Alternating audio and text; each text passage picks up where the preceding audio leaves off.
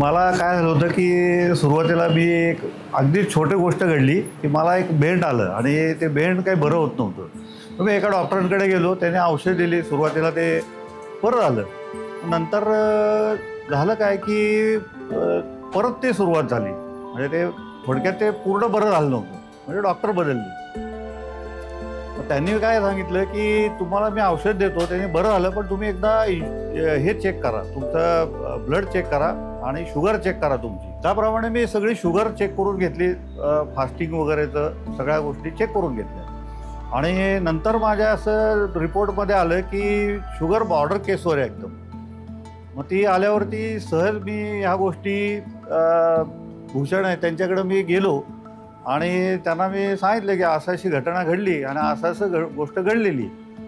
मग त्याने मला सांगितलं की नाही नाही म्हणे असं आहे असं. मग ते हे दिलं मला, पत्ता वगैरे दिला आणि मी दुसऱ्या दिवशी लगेच अपॉइंटमेंट घेतली आणि इथे चेकअप करून घेतलं. त्यावेळेलाही माझी शुगर, त्यावेळेला मी जेवण करून आलो होतो आणि माझी 200 काहीतरीच्या वरती शुगर होती.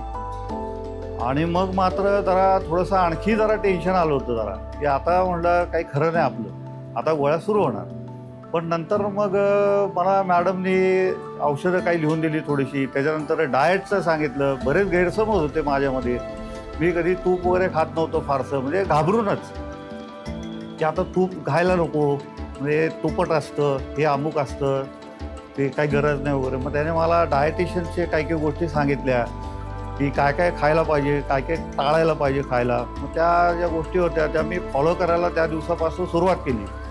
आणि माझं जवळजवळ एक 4 महिन्यामध्ये जवळजवळ एक 8 किलोच्या जवळपास वजन कमी झालेलं आहे आत्ता. आणि मला टार्गेटेड आहे की 61 ते 64 किलो माझं वजन म्हणजे झालं पाहिजे.